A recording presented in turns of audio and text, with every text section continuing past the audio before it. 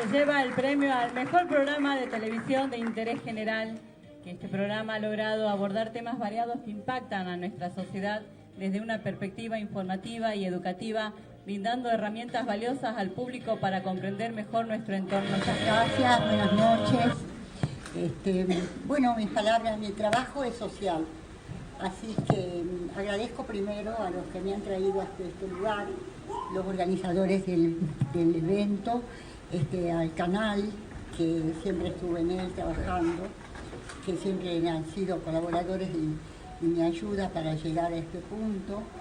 Y después decirles que no quiero dejar pasar este momento sin decir que nosotros no abandonemos la labor social que nos corresponde, porque creo que eso es lo primero, ser ayuda de la sociedad en todos los sentidos, porque si hay educación, si hay salud, si lo pasamos bien, mal, si hay pobreza, si hay riqueza, nosotros estamos involucrados. Muchas veces guardamos silencio y ese silencio no nos favorece y no nos hace bien. Este programa que visualiza personalidades que trabajan en estas cuestiones públicas es un ejemplo, porque a través del programa la gente dice yo puedo hacer esto, aquello, y va cundiendo otro tipo de ejemplos que visibilizan más al que trabaja y hace mucho bien a todos. Así que no nos descuidemos de la labor social que trae la paz y la grandeza de la nación. Muchas gracias por este premio. Bueno, ese ha sido un golpe bajo, Rubén, porque no me has dicho nada. Bueno, ha sido esa noche de obtención de los premios, que agradezco nuevamente, porque bueno, nos permite trabajar con un poco más de luminosidad, vamos a decir, salir a flote con muchas cosas que queremos participar a la sociedad. Bueno, Claudio, estábamos hablando de las cuestiones generales. Bueno, hablas de luminosidad. ¿Cuánta luminosidad en el programa, María Elena? Felicitaciones, ¿no? Gracias, gracias. Por el premio. Gracias, muchas gracias. Bueno, y es también gracias al aporte, tenemos el aporte de todas las personas, de la gente que viene acá, a veces no pueden venir y es por vía Zoom o telefónica, al persona que siempre me acompaña, trata de ayudarme en todo, así que eso es lo que no se ve, por eso decimos nosotros es que nacemos, estamos involucrados en la sociedad. Sí, sí. Bueno, una pauta más de que somos seres sociales, ¿no? Que no podemos hacer solos nada. Claro. Naturalmente el ser humano es un ser social, sí, como las abejas, ¿no? Tenemos tanto para copiarlo de las abejas, que siempre ponen como ejemplo sí, la vida en comunidad, cómo los individuos de determinada edad tienen determinadas tareas, los roles que tiene cada individuo en función del lugar que tiene, ¿no? Pero ¿sabes qué pasa? Que las especies menores, vamos a decir, tienen un orden atávico, pero nosotros no lo tenemos, nosotros estamos supeditados a la cultura. Nosotros creo que originalmente lo tenemos, sí, y el mismo uso de la razón que tenemos y nos caracteriza del resto de los seres vivos es el que nos permitió dar el saltito y creo de alguna manera no por la mejor línea, no por la mejor dirección, ¿no? Sí. Hay muchos... Ojalá que lleguemos a tiempo en todo, Claudio, porque sí, sabes que esta humanidad va muy rápido. Sí, tampoco, a ver, no pasa por decir que todo es un desastre, hay adelantos tecnológicos y sí, científicos que nos permiten haber pasado la expectativa de vida, no sé, de 50 o 60 años a 80 o 90. Ese es un mensaje, ¿eh? Quiere decir que nosotros merecíamos y debemos y tenemos que vivir esos espacios de tiempo, pero en forma. Claro. Es un mensaje de la humanidad hacia las personas. Qué complejo es todo y cuántas cosas hay que tener en cuenta, ¿no? Calidad de vida. Sí. El tiempo de vida es una cosa más, una variable más en esa calidad de vida a la que podemos aspirar. Y el vivirlo de manera honrosa, vamos a decir, con los recursos necesarios para una vida digna, también es un desafío que nosotros tenemos que responder, lo que le está pasando a los jubilados. Bueno, y en eso creo que hay una parte importante de la población que no terminamos de tomar conciencia, ¿no? Como que el objetivo es vivir, vivir, vivir. Entonces caemos en rutinas, en cosas que no elegiríamos, pero las aceptamos y las mantenemos. Y nos callamos. Y nos callamos y después nos da miedo abandonarlas. Nos parece que si abandonamos nos quedamos pataleando en el aire, ¿no? Y el ser humano, naturalmente, cada uno de nosotros tenemos todos los recursos para vivir y vivir dignamente, para vivir sin miedos. Hay una definición de miedo que me gusta, que es de un psicólogo argentino, Levi. Dice, el miedo es la percepción que tenemos de que frente a un obstáculo los recursos que tenemos para superarlos son menores. O sea, este es el obstáculo y estos los recursos que tenemos para superarlo. Entonces, si nosotros nos damos cuenta que nuestros recursos están a la altura de los obstáculos, desaparecen los miedos. Claro, o que podemos crear recursos, porque la verdad que cuando uno tiene que llegar a un camino, los recursos es como si te vinieran solos también, porque te animás, lo empezás a hacer y ves que pudiste hacer ese camino. Eso es lo que me pasó con la entrega de los premios. He visto, escuchado tantas historias difíciles que la gente tuvo que superar para seguir una vida que ellos pensaban que tenían que hacer en trabajo, en creatividad y en todo, que realmente me conmocionó escuchar eso, porque nadie te dijo, no, quédese sentado nomás ahí, espere que le traiga el Estado algo, no. Bueno, me dieron una idea cabal de de cómo tenemos que comportarnos. Bueno, yo te comento, por ejemplo, lo que me pasa con las redes sociales, ¿no? Con los algoritmos de las redes sociales. Yo en un momento competía deportivamente en maratones y triatlón, entonces sigo mirando mucho de... ¿Tenés tus bicicletas todavía? Sí, y pedaleo todos los días. Qué maravilla.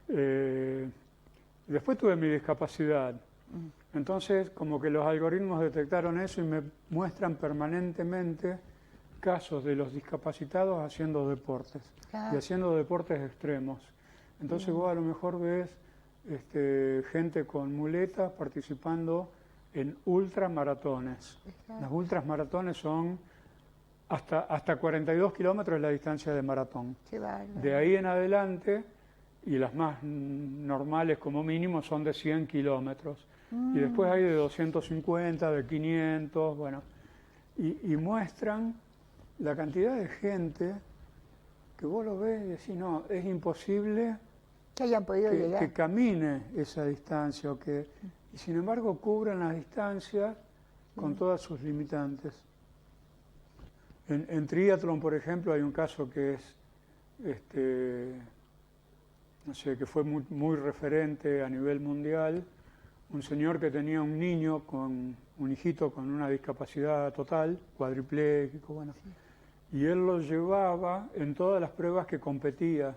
Claro, mientras el niño fue chico, no era mucha la carga, el peso, pero después el niño creció y el señor lo siguió llevando. Entonces, para la parte, en los triatlones, por ejemplo, para la parte de natación, le había adaptado unos flotadores y con una cuerdita él nadaba y lo llevaba a su niño.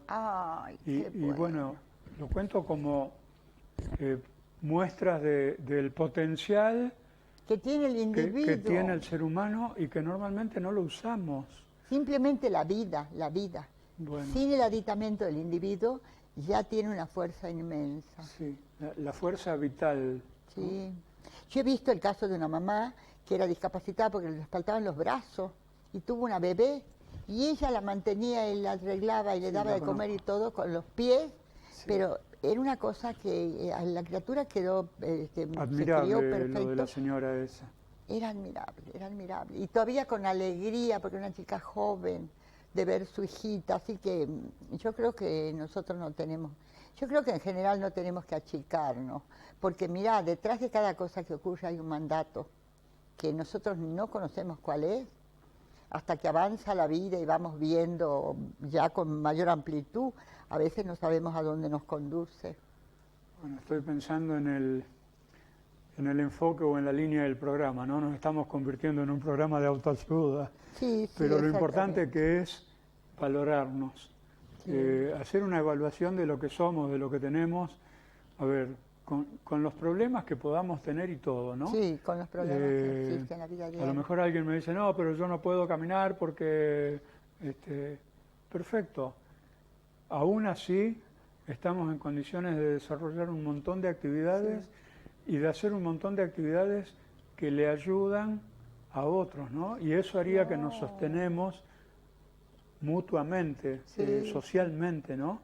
Que establezcamos una red de apoyo, que no quiere decir que yo voy a estar 20 horas por día pensando en la persona que tiene que cruzar una calle y no puede para estar ahí. Claro. No, yo haré mi vida normal, pero estando atento y estando consciente de lo que un otro que está cerca mío puede estar necesitando. Sí. Entonces, bueno, también me voy a autorreferenciar una vez más. Ajá. Yo estoy participando en una fundación nacional de ayuda humanística. La fundación se llama FADEA, Fundación de Ayuda Humanística de Argentina. Ay. Y uno de los campos de ayuda que tiene la fundación es la prevención del suicidio. Y en ese grupo estoy yo participando. Ajá. Entonces, lo que hablamos siempre con mis compañeros de grupo, lo importante de estar consciente en la vida, ¿no? Sí. Y estando conscientes en la vida podemos ser agentes preventores. Sí. ¿Y qué significa ser agente preventor? No significa que me fui, no sé, a la Universidad de Harvard a hacer un curso, una especialización o un posgrado. Sí. No, significa estar atento y si veo una persona que está caída y que tiene algún problema y que lo veo que no anda bien, a lo mejor acercarme y a lo mejor el solo hecho de escucharlo, ni siquiera de un abrazo que implica algún contacto físico que por ahí hay gente que prefiere no tenerlo, ¿no? Sí, sí. Pero el solo hecho de sentarte al lado en el banco y decirle, no estás solo, te puedo escuchar. Claro, claro. Eso a lo mejor cambia una vida. Sí, exacto. Pero implica que... Animarlo a vivir. Bueno, implica que tenemos que estar dispuestos a dejar 5 minutos para ayudar o para darle una mano a un otro.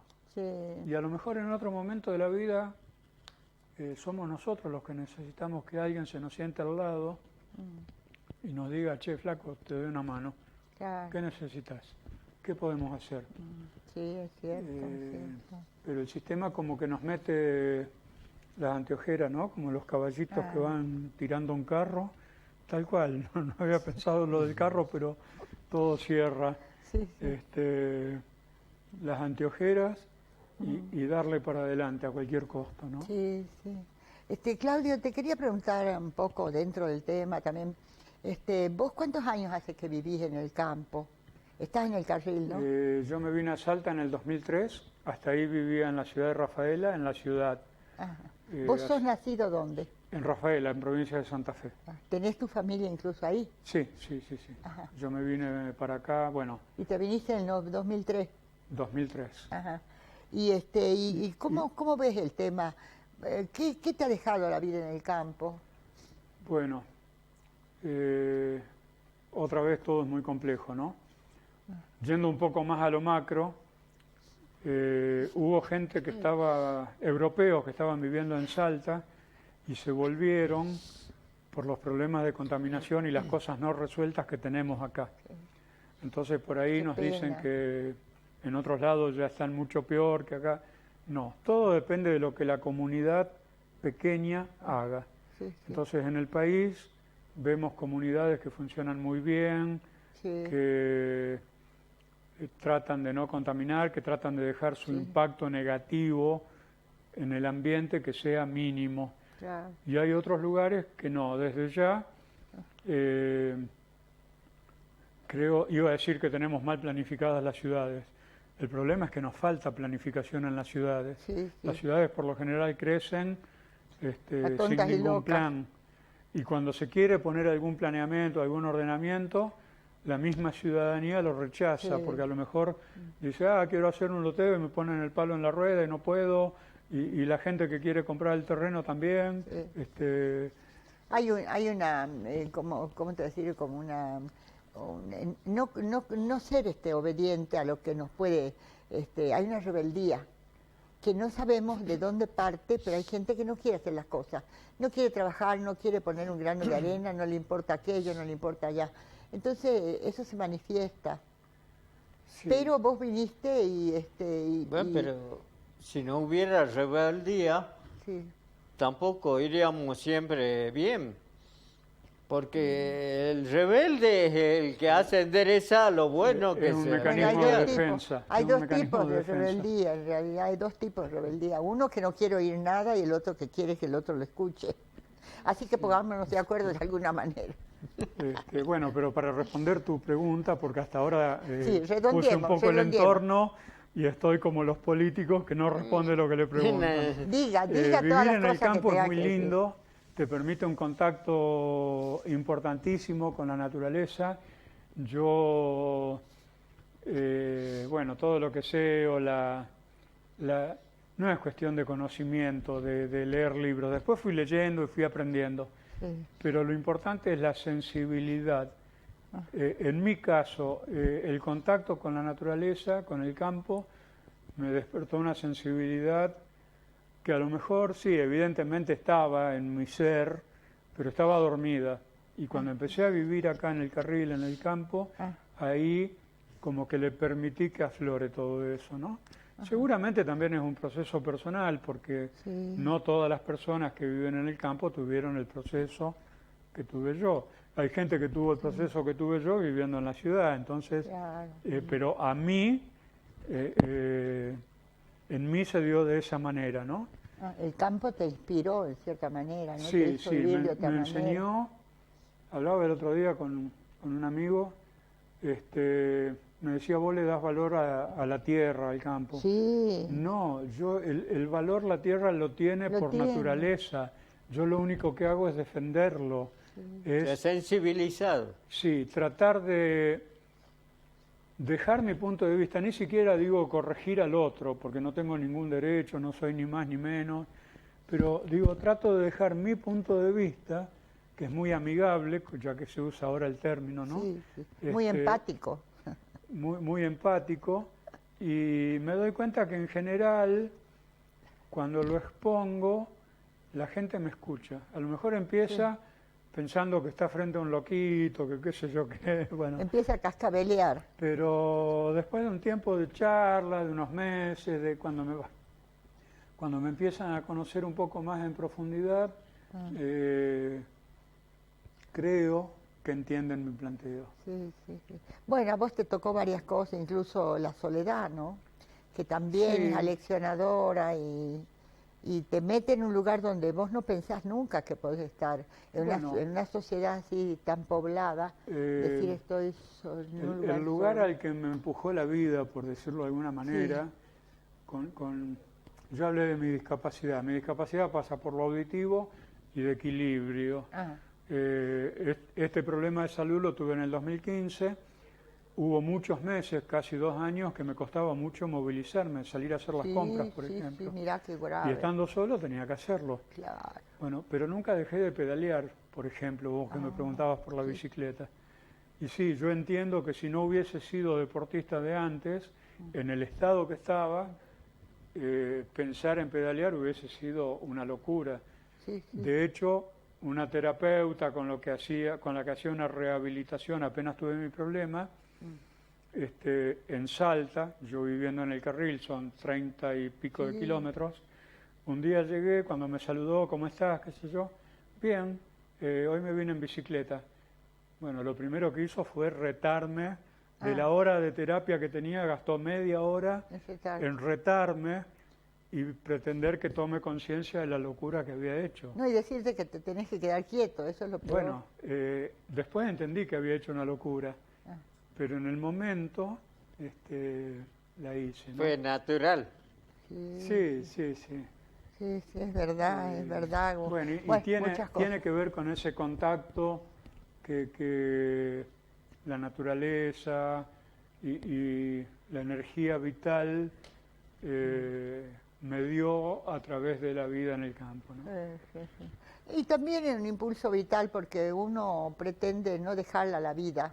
Si la vida te deja, bueno, es una cosa, pero decir renuncio, me quedo quieto en una silla, también es difícil. Es difícil y creo que es lo peor que podemos hacer Sí. en cualquier situación, ¿no? Es verdad, es verdad. Bueno, y a su vez quiero hacer una salvedad. Es una vida en el campo, pero muy, muy buscando equilibrios, ¿no? Porque yo tengo la localidad del Carril a 3 kilómetros de mi casa, o sea, Sí. Ante una necesidad, Estás ahí. en 5 minutos estoy. Sí. Por ahí la idea que yo tenía previa de vivir en el campo es vivir en el campo, como a lo mejor vivieron mis abuelos, o todo el mundo conoce gente que ha vivido Sí. en el campo, ¿no? Acá en Salta nomás, Sí. alejándonos un poquito del Valle del Lerma, tenemos lugares que a lo mejor todavía no tienen luz eléctrica, que no tienen las comodidades Sí. de Estamos alejados del... lo que decíamos antes, ¿no? Del desarrollo, la parte buena del desarrollo, Sí, que también hay que reconocerlo. sí, lo tiene. Es importante. Pero mal usado es peor todavía, ¿no? Claro. Vamos a hacer un corte, vamos a ir. Por favor, Rubén.